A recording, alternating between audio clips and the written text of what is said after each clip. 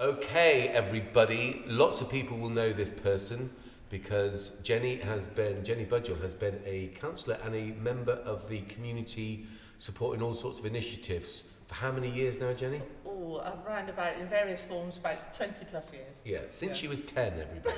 Since Jenny, for those of the people that don't know you, give us a bit of a backstory, shall we say? Certainly. My name's Jenny Budgell. I was a farmer's daughter from South Wiltshire, where I was born and brought up, and moved to Chippenham, North Wiltshire, just over 30 years ago.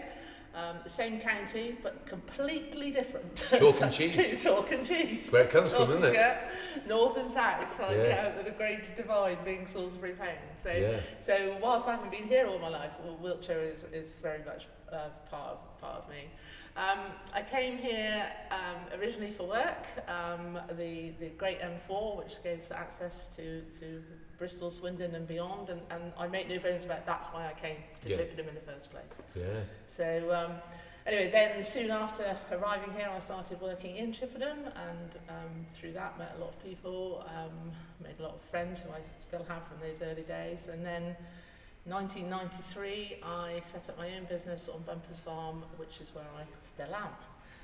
The driving force behind setting up my own business was that I had an opportunity to become a volunteer in the prison service, and it made sense to be self-employed so that I could do that during the day and work at night. It wouldn't have been possible really if I'd been working full-time for someone else. So that was the whole driving force behind going self-employed. And I'm still there, and it's allowed me to do other things. So, what was your interest in, and thankfully, because I've had experience of doing creative projects inside prison and probation service. What was your driver to do that? Why? My driver was that a very long time ago, and it probably would have been about 1991, 92. Chippenham College had a week that you could join up and visit various organisations, for want of a better word. We spent 2 days at the Salvation Army Hospital in Bristol. We spent 2 days at school for young people with special needs, and we spent 2 days at S.H.O.P prison. And I can't remember the name of the course, but it was about sort of life skills and understanding of what goes on around us, and going to S.H.O.P was a watershed for me. It made me appreciate how lucky I've been, how lucky I still am, and very much that prison is to remove your freedom, not to punish you when you're there. Interesting point, because a lot of people, especially if they don't have an insider's view of a prison, and they just rely on all sorts of hyped up news reports and whatever, that somehow that there's a holiday camp experience being given to these young people or old people, whoever, male, female, you name it.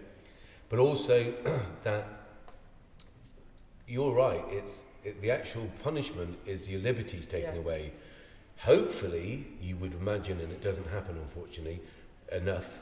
I've been involved in some education programs in young offenders and working with Geese Theatre Company, which are a fantastic specialist organisation that work in prisons and probation. It's a massive eye-opener, and I like yourself, when I went in there I realised that it was I was so lucky, because when you hear the stories of some of the people inside, you realise, oh, wait a minute, there but for the grace of, absolutely. You go I. And I think that's what drives me to do a lot of the work I do now. I don't want young people to go down that road. Not because some of the people I met in prisons would almost have justifications for some of the things they were saying, although I say to them, regardless of your justifications, these are the laws, these are the things. They'll spend more money capturing you and putting you in prison than they will, he said, pointing it to the demise of the Bridge Centre, keeping you out of prison. So for your own liberty, whatever you think about the justification, don't do it, because they will catch you. The biggest gang in the world, in this country, the police. They'll get you. They'll get you. And that's what they're there to do, and that's what they're asked to do. Should there be more money put into prevention? Probably. Right. Well, I think the way, firstly, it's interesting about I was a member of the Independent Monitoring Board, which came through from the Home Office. And our main role was to ensure that everything that should be happening within prison was happening in the right way, so people were having education, they were having useful, purposeful time.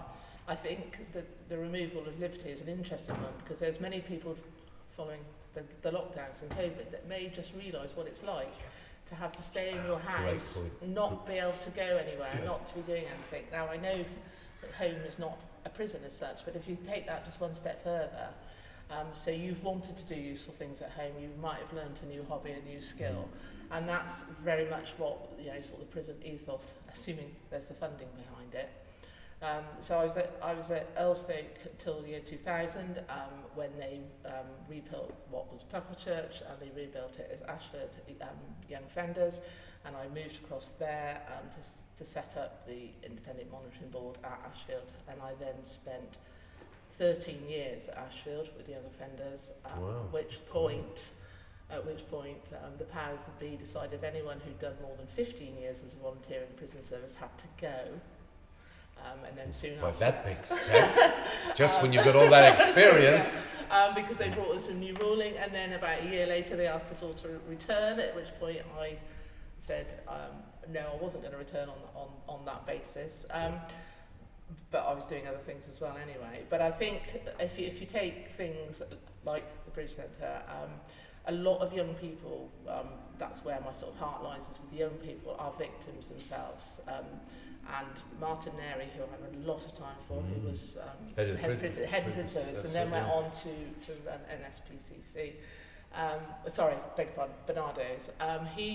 He made a very good comment that the prison service picks up the failing of health and education. And when you look at the number of young people and older people, but who are suffering from a lack of education and mental health issues, it's almost a natural progression to find yourself in the criminal situation. So I also, in 2000, also became a mentor with Wiltshire Yacht Team, which is now the Wiltshire Community Involvement Team. I think we've changed many times. So that's mentoring young people, so that hopefully who have sort of on the edge or have just entered into the world of the criminal justice system but haven't gone to prison, and hope that we can work with them. Only sort of like an hour a week. But again, that's difficult because particularly in Chippenham, one of the biggest problems we face is actually where can we take young people? And I'm sort of talking before and post-COVID. I know that things will be difficult now, but there's very few places that you can take young people and interact with them to do craft work, to play table tennis or air hockey, things like that. There aren't those facilities to take young people, and that's a crying shame. So we end up spending a lot of time in McDonald's, so it becomes known as Mac mentoring. That's not putting down McDonald's in any shape or form, but it's not always when you're wanting to engage with a child and speak. Absolutely, they might have sat in McDonald's. It's not, deep emotional stuff. It's not the most conducive. So from that point of view, years ago we did used to go to the Bridge Centre and do various things, but I think that is one of the things that's lacking. But the other thing is there are so many organisations, Can Do Arts, and lots more in Chippenham doing good things. And my biggest gripe, particularly with Wiltshire, the community involvement team, is that everybody is doing good things, but we don't join up. So I could be seeing a young person on the mentoring scheme, and then tomorrow he might be going to Can Do Arts, and the next week connections are gone, I think, but the next day it could be with somebody else. But they could be seeing different people every day, sort of helping them with whatever their situation is, but we don't have anything particularly joined up, and I think that must become very confusing for children. And also, as a mentor, I'm thinking, well, if I know that young person was, painting on Tuesday, I could then follow that through on Wednesday. Absolutely, I agree with you 100%. So that's that's interesting, because we felt the same thing. When the youth offending team was first introduced to Wiltshire, we worked with Bob Ashford. Oh yes, and we were saying, look, this is what we do, and a lot of the work that I had done with the young youth offending, or previously had only been in prisons and probation. So I was very keen, and that could have been my route at one stage. Although you'll say, but Ed, you'd have made a fantastic criminal. A good-looking one, perhaps. I couldn't say. No, you couldn't say. What's it, face-off crime? Yeah, but whole screen, close up of my big fat head. But the youth offending team, Bob Ashford, really actually quite enlightened, and we worked with some really great people from the youth service at the time. Youth service, what's that? Yes, there you go. But that's one of those ones, isn't it? It's all about people. It's not the server. I always want to separate the person from the role or from the party or whatever it is. I don't really care what your politics are. I'm much more interested in what you've got to say as a human being. You're doing some amazing things, and you're going to tell us a bit more about other stuff, which is fantastic. So, and you're in our town, and you're putting your head above the parapet. You're doing some amazing stuff voluntarily. I know that you spent at least 8 years at, was it 8 years at the Borough Lands, which again is we're very fortunate to have in this town. Very. But the linked up idea, we've started to have much more, and we're a part of obviously the multi-agency group when we're dealing with young people that have come to attention or we have concerns about, and that works to a degree. Could work better, but then could most things.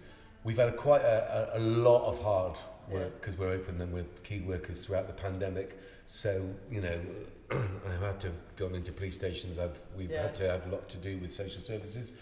And I'm guessing that so many other people and organisations have as well. And I'm coming straight back to you. It's like, we're lucky at the moment we've got this. Not that we've been at this social hub. I know that Sandy and Desna and everyone are doing the Eco Hub or the Hub, which is fantastic. Sandy's there and Ross is involved. Fantastic. But in truth, we've had to hire the Rotary Club. Thank whoever for the the Rotarians are fantastic. We've had to get money from Wiltshire Foundation to hire the hall because I keep referring to the Bridge Centre. Worst type of false economy I've ever known. You know this. You know what happens to the young people if they don't have that diversity or mentoring. You know it firsthand. I'm surprised that people don't see the through line. I think as far as the centre is concerned, to be honest, you just need 4 walls and a roof because the young people will decorate it. The young people can furnish it. The young people can make it their space. The young people can run a cafe or a tuck shop. That's showing my age. But those are the sort of things.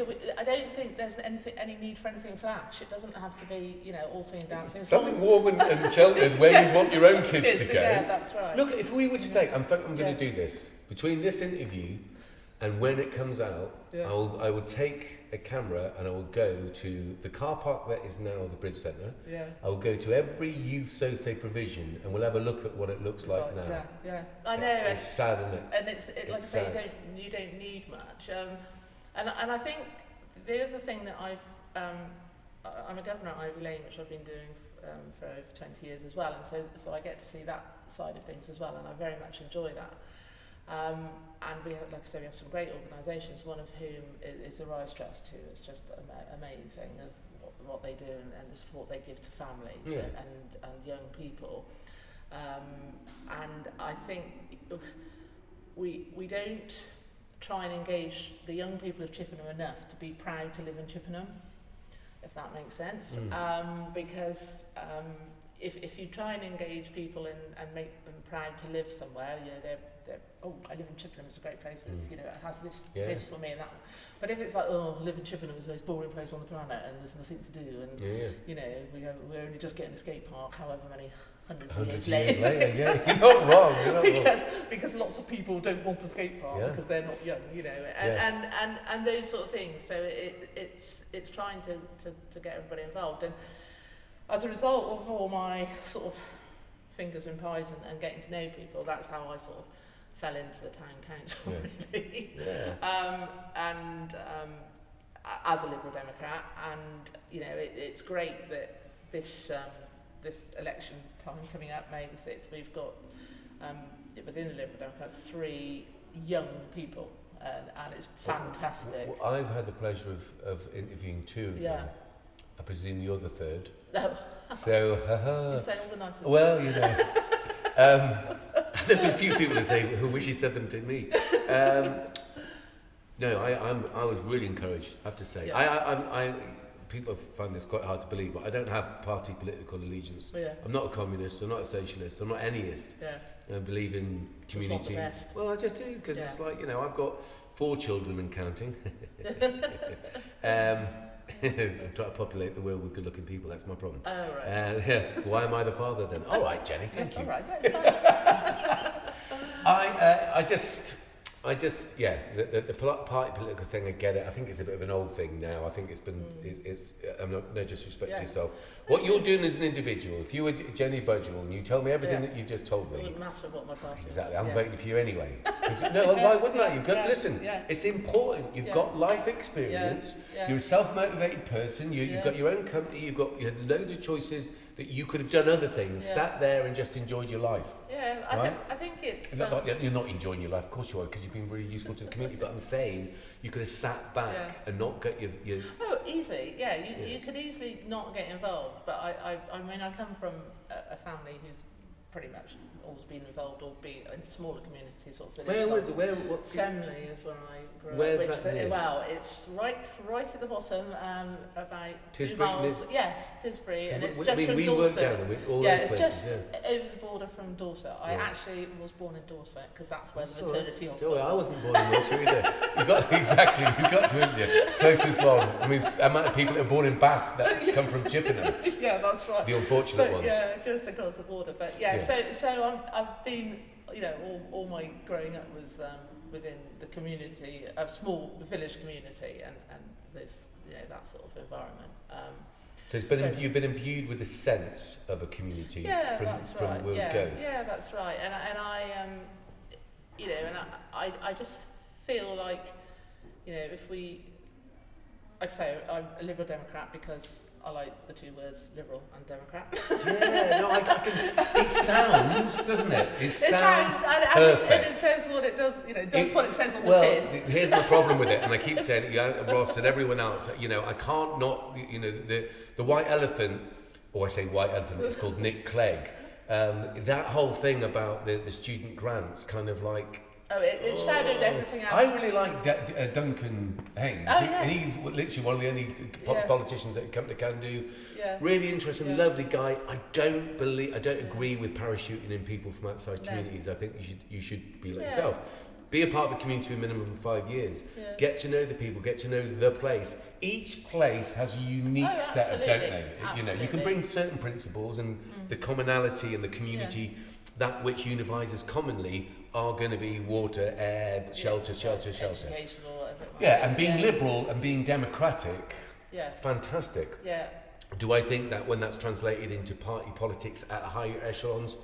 No. On a local level, do I know that you've been doing all this stuff for our community? Do I know that? Yes, I do. Yeah. Yes, I do. So in my ward, in fact, I think it's one of your young. I would say, right. Which is really encouraging. I mean, I actually do feel just doing this podcast. I feel quite lucky that I've got to meet people that I've known you, but about I know a little bit about what you've done and how you've done it. It's like great, and Sandy and all those good people, and you think, right, okay, who are these new people? Even Brian, Matthew. It's like, my goodness. How you just Brian is amazing. Absolutely, and Ross, and the whole thing. It sounds like I'm a big Liberal Democratic fan. It just happens that you are the people that who've said that you joined this club individually as people, and Liz Webster. It's like, well, but then I say that about Teresa Hutton. I'm serious. That's my wife. For 2 days, and this sounds weird, right? And you hear me slaughtering the Conservatives. I don't associate her particularly as what I'd associate. I don't associate anyone that's not part of the the upper echelon to be a Conservative. And if they think that they are, then they are deluded. But just a decent human being, works for the National. I want to embrace. If I see her, I think I'm going to run. Oh, can't, it's COVID, but Teresa, I never knew this about you. I never knew what a lovely human being. She exudes loveliness, and it's like, could I ever bring it in my conscience to vote for a Conservative? You know what I mean? I think as open-minded as I like to be, Do I always vote Liberal Democrat in Chippenham? Yes, I do. Why is that? Would I historically have gone Labour? Of course I would like to have done, yes, but I can say, it doesn't really exist, does it? No, Doesn't it's a exist in difficult this one. arena. I mean, just very quickly touching on Nick Clegg. No, just touching on Nick Clegg, I was going to say, I think, and I'm not going to spout it off because I don't have any notes and I don't want to get it wrong, but if people look at how much the Liberal Democrats actually controlled things not happening, things that didn't happen, and things that came into place with us being there. So that's history. Listen, absolutely. You're being unfortunately beaten with the same club. If you're totally right. Look at the people that you had to get, dare I say, the horror of this, get into bed with. Yeah. You definitely did. I agree. But unfortunately, and they're using this counter argument, aren't they? Saying, "Oh, you can't trust them." You say, "What do you mean? The Conservatives saying you can't trust you? I trust a Liberal Democrat." Just even by the name of the title, much more than I would trust a Tory. And this is the interesting thing. A lot of Tories represent the Tories. They don't realise that when they say I'm a Tory, what they're actually saying is I'm a bandit, because that's what the actual word means. So they're a thief. But I think, we did an interesting exercise the other day within the local branch, local Liberal Democrats as a group. We sat down and we had various questions, and one of the questions is, what would people say about us? If you asked people on the street, what would they say about Liberal Democrats? And we find this a lot on doorsteps, and 99% of people say you're nice people. Yeah. And we're very, if you take me and Ross and Des there and John and David and Claire and everybody, we consider we're all nice people. People sort of say, they're a bit sort of woolly and a bit this, but we are nice people, and we've been, we have, although we don't have a majority here or in Wiltshire Council, we have been successful in getting things through and so forth. And I'm deputy leader of town council, so we are there, and I'm chair of the finance group within town council. So we sort of just get on with it, and we are nice people. No, and we're approachable. Absolutely. Listen, for my personal experience of meeting you, I met Ross before, I met you before. I don't think I've met Duncan Haynes, but I don't think I can remember meeting that many. Helen, did you meet Helen that stood for us for Chippenham in the last general election? No, she's in Gorsham. Belcher. Helen Belcher, no. Never met her. Right.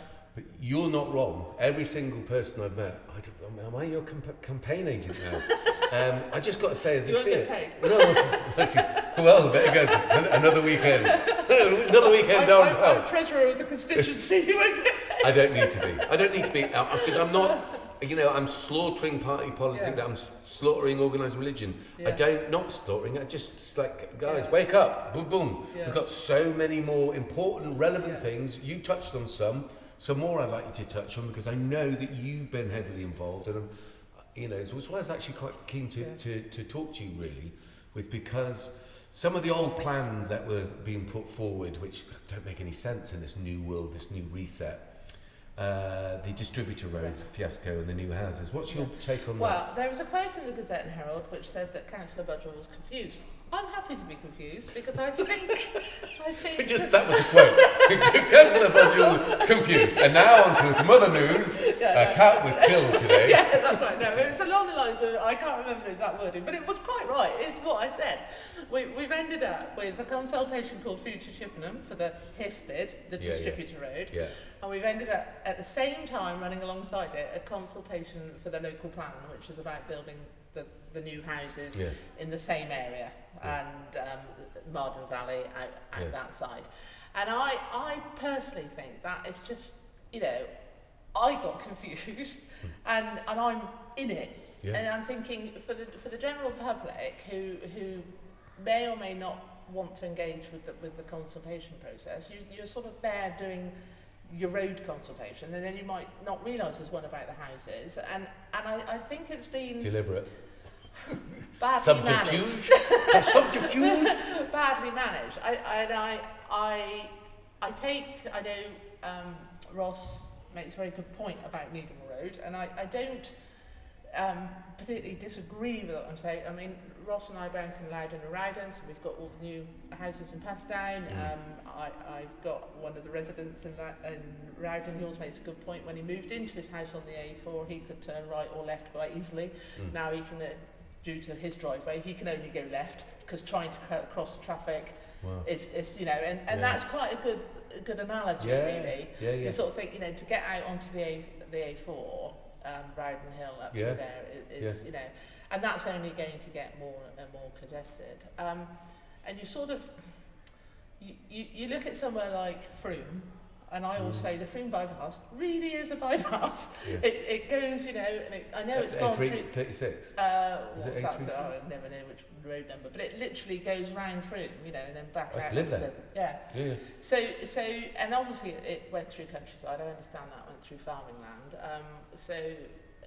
But we seem to have ended up in a situation with Chippenham. We had Avenue de Flesh, which was built just when I arrived here, and then we've had the A350, the new stretch.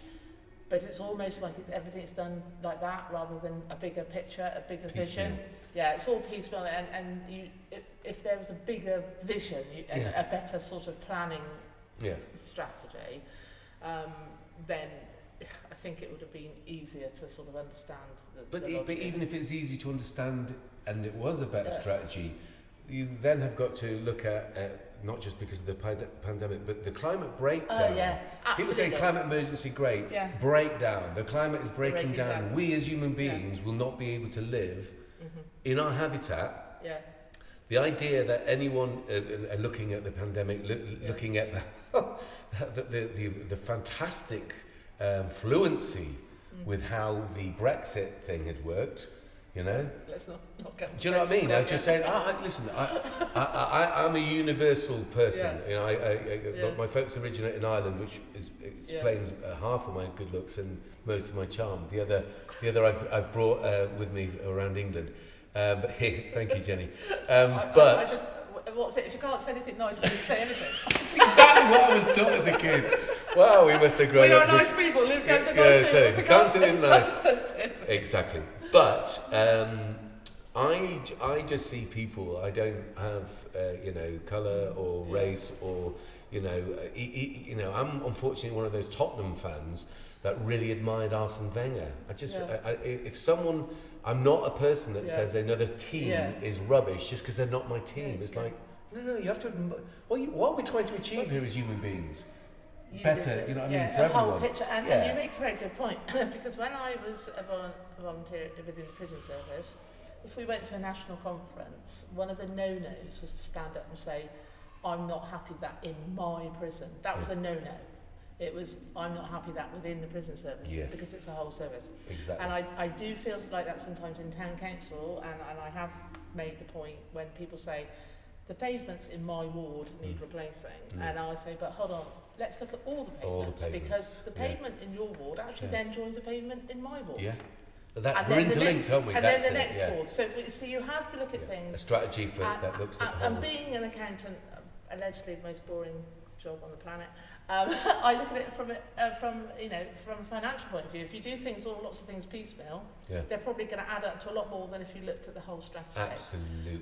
Absolutely. And so still doesn't mean you have to build roads or extra houses. Oh no, absolutely. Environmentally, we can't buy it as far as the ecosystem is concerned. The climate change, and I mean one of the big things for me for the HIF, or the distributor road, whatever you want to call it, is it's going through farmland, which are council farms, which are council-owned farms. I'm a farmer's daughter, and my father was a council.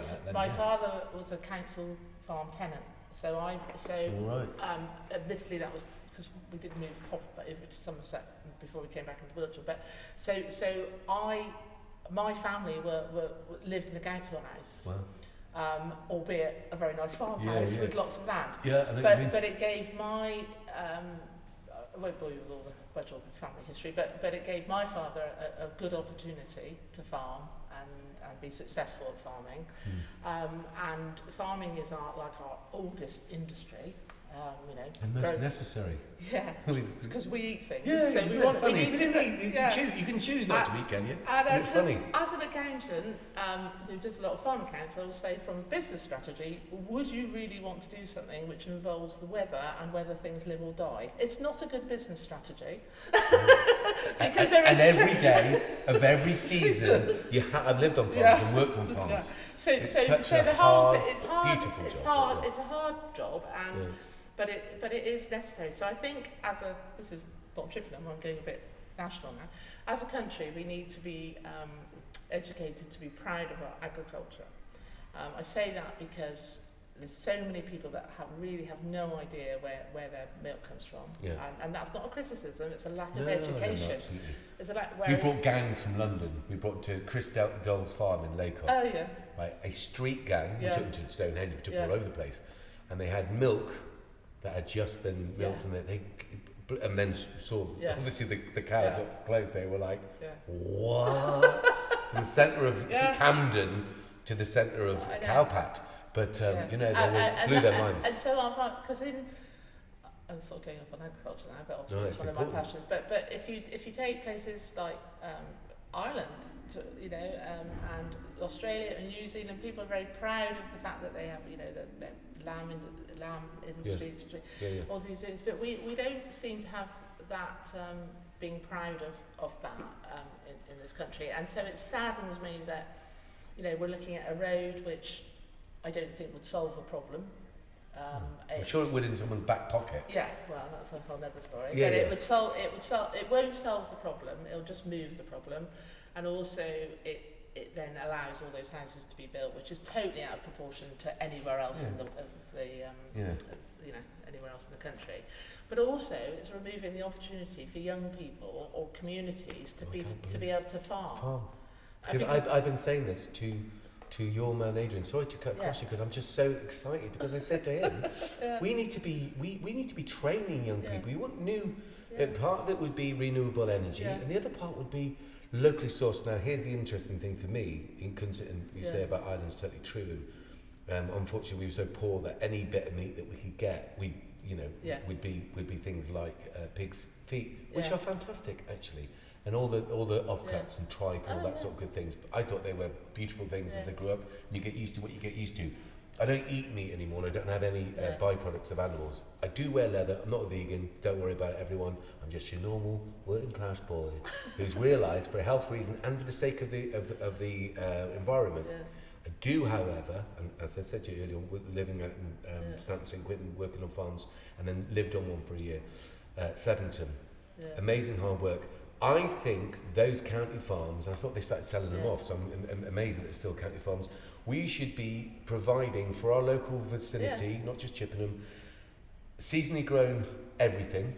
And I'm take animals out of this equation, and you know, no, that's fine. Take them out for all sorts of reasons, but just say that we had oat milk. I use oat milk. It's perfect. Oat milk, so we're growing oats. But the idea that we could develop almost like that you would do, not 6 weeks or whatever it would take as a young person to know how to grow. And that's what we do with the allotment. That's why we have the allotment. So they learn where food comes from. They dig it, plant it, whatever, harvest it. Wow, this is where apple juice comes from. Have a market stall, there be able to manage their finances. But we could supply local. Well, it's schools. I mean, if you take, for example, Ivy Lane. Perfect. Schools. We do our own. We cook our own food at Ivy Lane. Now that we've had the kitchen rebuilt. I was going to say, Where was that? That's like another whole other story. But so we cook our own food, and we try and source locally, because obviously, you know, miles, food miles, and all this stuff. But if you had I'm not sure how many farms, and I can't remember on the distributed road.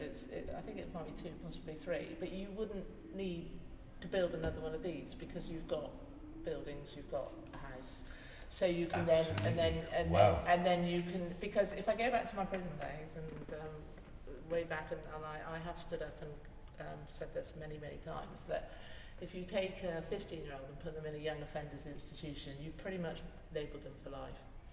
If you take a 15-year-old and put them into an education centre, just so happens that everybody in there has nicked a car or done segregation. Totally different idea. It's a different idea. Yeah, I'm at a young person's education centre, and a young person's education centre could be on a farm. A farm. Perfect. Perfect. So wow, you're so honestly. I just think young offender institution. You don't really. There are obviously people that are rehabilitated, come back, but that will always be with you. And if you just look at the words, young, offender, institution. Yeah. Institution. We very much think of the old, the buildings where those with mental health issues used to go to institutions. Yeah. So I think there's a whole lot around that, and we have, when we look at going right back to your point about money, I mean, we get, and these figures are probably really out of date, and I do apologise, I should know better, but if you roughly, to educate a primary school child, it's sort of £6,000-7,000 a year that we get. To lock up somebody in a young offenders institution, it's £60,000 a year. Great swap. So to Peter Hutton, the other day he said it would cost £100,000 for the upkeep, which I would like to question those figures. Maybe you can help me with that, you're an accountant. £100,000 to keep the bridge centre going, right? Yeah. But when I had the meeting with him and Richard, and there was another councillor there, said, we're using this more than the youth service, and we don't also know that there's other groups that we would use it. There was the mothers and toddlers group there. So we would run that in as a cooperative with all these other things. The place was run down, but it was specifically designed for youth, young people. Never got complaints from nearby buildings saying you're being too loud in there. No, because there wasn't anybody. There's no one. I mean, apart from the obviously but the cards. But basically £100,000 a year, that's sort of 1.5 young offenders. Thank you. So P, if you listen to this, and I mean this, you got to learn from something, haven't you? Yeah. 100. I said it. I'll get this up. There's a front page photograph of me. Gorgeous. Thank you, Jenny. In the Gazette and Herald. Yes, I know. I got to say it. No one else is gonna. That. It's a false economy. It's like, are you crazy? Yeah, it is totally false economy. But 1.5 people, everybody. 1.5 young people. Yeah, and then leading on from that, you see, it's not only the cost of locking up. Firstly, I should just point out that the UK lock up more young people than anywhere else in the world. Yeah. That's become an industry as well, isn't it? The whole, like America. Yeah, that's another debate, sort of privatisation. Privatisation, But we do lock up. So you have to question, we consider ourselves a developed country. So we're so developed that we have children leaving school uneducated, and we're locking up more than anywhere else. Well, okay, obviously development is perhaps not the way forward. Yeah. I don't know. I don't know, because we've ended up. I struggle with we're a developed country and we have so many things. And I think going back again to the town council and climate emergency, all of those things are very important. The road is very important to have the debate. So are the houses, but I think the other thing that we need to have the debate in Chippenham about is the number of young people, children, living below the poverty line through no fault of their own, through no fault of the parents, due to the disparities for generations and communities, and all of that, and you end up in a cycle. I mean, certainly with the volunteering I've done with mentoring, that you end up with it. There are a few role models within the family. No one's fault. I mean, every family that I've worked with and met have been absolutely lovely, and I see a lot of them still in town. But they're trying to get out of somewhere where it's really difficult to get out of. And then, and if you're in that environment as a young person and you're sharing a bedroom with, say, 2 other siblings, you can't do your homework because you can't. There's no table, there's no facilities. Absolutely. So you fail through lockdown. So you fail with education. You can't get a good night's sleep because you're sharing with your thing. So actually, going to Ashfield is no longer a young offenders institution. I should just point out it's now an adult prison. But going to a prison setting where you have your own room and a desk at which you can read, or a TV that you can watch without everybody else jumping up in front of it, you can see the attraction. We used to have children at Ashfield, and I call them children, they went through 15 to 17. We used to have children there that when they appeared before the courts in Bristol, they would ask the judge to send them to Ashfield. Yeah. And that's that happens time and time again. Absolutely believe it. Same with the homeless people we work with. The whole thing sometimes they're safe. They feel safe. It's like, what am I going to? What's my choice here? I'll get absolutely. It's regular meals, and it's not about being lazy. It's what you're saying. It's about survival. It's like, what's my options? And one of the funniest things, two funny things I've had said, remember from young people is one of them was like I said, you need to go to class. To which he said, I've been excluded for 3 years. Why have I got to go to class now? I've got nowhere to go with that argument, mate. And the other question was always, do you have any special dietary requirements? Do you have any special? Yes, I do. And what are those? I can only eat McDonald's. and whilst they're funny, they're actually also quite sad. Yeah. I mean,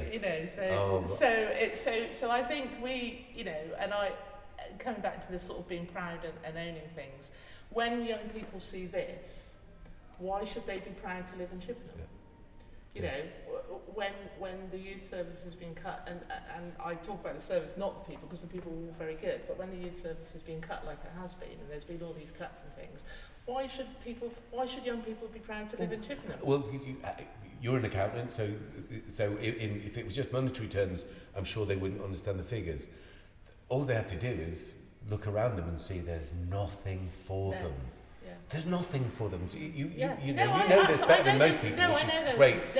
There isn't anything, and we, and you're right, there's lots of and Rise, we work with them in the Olympiad. I mean, everybody is doing good things. They do, but it's not, as you say, I think exactly 100%. Why have we not had these conversations before? Because I would like to have apprenticeships starting on those farms. I would like to have a link. I'd like to be able to do... Well, especially since we got Lackham College of Agriculture right around the corner. Why land management, sustainability, ecosystems, soil erosion, soil specialism. It all comes back to the climate thing. It all comes back to survival, doesn't it? Yeah, but we can all talk about climate change. Yeah. And we can all sort our rubbish. Yeah. But can we give up eating meat, people? Because that's what we really need to do. And guess what? I have. No, you're very good. I don't. I don't eat meat, but mine was a result of school dinners. They were so awful they put me off for long. I'd eat anything back then. I'd eat anything. Do you know what I mean? I don't have the judgment on any people that eat meat, but it's just not good for you. I obviously struggle. I struggle struggle a bit with the animal and the gases and stuff. And I do struggle with that because obviously. Not obviously, but we were dairy and sheep farmers, so that's part of my life. So I'm sort of still thinking. Yeah, but they used to. They used to sacrifice children in. Do you know what I mean? It's like we're going to evolve, right? There will be a time when we look back and go, I cannot believe we killed. If we survive long enough, and I don't think people quite understand, we've probably got about 5 years left, and it's not just because David Bowie said it. We've got 5 years left before, and I think some people think it's already hit. That there's a crucial tipping point where we can go. We will struggle. The water will rise. The glaciers are melted. Blah blah blah blah. We can't keep going the way we've been going. On the sort of, I try and look at things from different views. Then you sort of think, well, there's been various ages through Ice Age, all of these. So are we just in an age and we're just here for that period of time? I don't know. What, human beings? Yeah. So there's definitely a philosophy. There's a philosophy, and this has been said to me before by some much more intelligent people. I know you're not, but I'm saying that they talk about the Titanic, don't they? Yeah. They say we're all on the Titanic. We're literally now just rearranging the what do you call it, seats. The seats the seats on the thing because basically we're all going to go down anyway, and now you just want you want the most luxurious. Yes, exactly. Rearranging the seats on the Titanic because either way we're all going down. But some people are going, well, I may as well go out singing and dancing, and other people, like the people that you represent in a lot of ways in the prisons and stuff, who have, not through any fault of their own, do not have a vision on life much beyond their next whatever, whether it's a meal, whether it's a fix, whether it's whatever. But some people are in that position and they can't because they're having to think about how do I buy my next meal. No, I think the majority of people are. Yeah. I think the majority of people are. So I'm saying, great, let's actually provide our own meals by doing something crucial. Let's have these county farms used for our schools. So I don't know the rules and regulations of county councils or not. Are you not going to run? Why don't you run for the county then? Because do you do too much I already? can't do it time-wise, Yeah, and it will probably drive me mad, and I might swear and get thrown off. Oh my goodness, that's why I'm not allowed to do it. Well, okay, so it's not just me. It's not I'm just some sort of mentalist. No, you might end up killing. I think, I wouldn't be able to give it the time it deserves. But it's but those farms, in my mind, like a county farm belongs to the council, which ultimately is ours. Well, who are the council if it's not us? Yes, we are the council. Yeah, we are the people. And I think we are the people. I always say for things, it's a bit like I was having a conversation with the town council the other day, that as councillors, we're sort of responsible for the making sure the funds are right and all of this. And it doesn't matter what charity or any organisation, you're there as in the voluntary sector as a custodian for the next people that come in. And I just look at, say, the destruction of land by the council today. Where is I'm looking after this for the future, and that's the bit that I struggle with, because it's a bit like beaching, going around a Cape Riddle, and then with no foresight about. That's what happened here. That's happened with the youth service. It's easy. It's like we can get rid of that because they don't legally have to legislate for it. Who's gonna kick up a fuss? All these years later, Ed Steedigan. Ed Steedigan. He's even changed his name during this interview. Still kicking up a fuss. Anyone that was involved in the destruction of the youth service has really, for the rest of their time on this planet, if they not just obviously around the country, they should be thinking about that at night. That should be keeping them up. Not worried about a young person breaking into the house because they've got nowhere to go. That as well. But they need to be thinking, we can't make decisions just exactly. But sure, that's the problem with 5 year stretches of government. The other thing was there was a sign outside County Hall, and I can't remember the wording, so I'm going to sort of be a bit perfect license. But there was a sign, and it said something like, "We spend X billion." It wasn't, but it was million probably on recycling, I think it was, waste collection or something. And then next to it said, and we spend whatever we spend on young people. The amount spent on young people was considerably less. Considerably less. And that, I wish I'd taken a picture of it. I think I was driving by or something, and I thought that actually sums up how important we think our young people are. Absolutely. So I'm sort of, just wind up, by saying that for me, I think that the work that we need to do in Chippenham, and I will, yes, we'd like to do it throughout the country, but we're focusing on Chippenham. Is that to encourage, educate people, particularly young people, to be proud of the town they live in. Which means there needs to be services, there needs to be things for them to do. They need to have a stake. And which means that they will stay. They need to have a vote as well. Need the vote. But I think they need to have a vote. But I think if they were voted at 16, I think a lot of councillors will go, we better consider them, because they've still got a couple of years where they need to hang out. And I think before they can go to the pubs. But there needs to be an education, and I know like Burrowlands works a lot with the schools, and the schools are all very good. But people need to 24-hour schools. Not 24 hours, in case the teachers listen to us and say, Ed, you're not on our side anymore. I am. What I'm saying is, as buildings, we've got 3 massive comprehensive, some of them have got sports fields, whatever. Why are they not being used by the community in the evenings, by all these things? Absolutely. They've got great resources, and then we could utilise them and obviously keep them clean and respect them, but out of just this small pocket of time, and they're closed in the holidays. It's like, no, and I'm not talking about teachers and head teachers having to run them, but as a resource. And we've used Sheldon School loads of times. We use the AstroTurf thanks to you good people at the Burrowlands as well. But our biggest sort of people for spreading the news, because not Facebook, young people don't do Facebook, but anyway, are the young people. So if you sow seeds with young people at school or in groups, they will talk about that amongst themselves, and they will talk to parents or carers, guardians, providers. So that's where I'm at, really. Yeah, no, you're doing brilliantly. You're brilliant. How long is that, people? Because I don't want to take more time than the thing. Just coming up to 50 minutes. 50.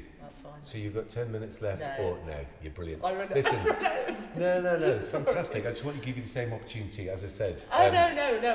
If we let it, if these people didn't interrupt, me and Ross would still be here talking. I mean, I love the guy. I'm absolutely fascinated. But every single one of you people that I've met from the Liberal Democrats, and it does we're nice people. We're nice people. Spinning at 1,000 miles an hour.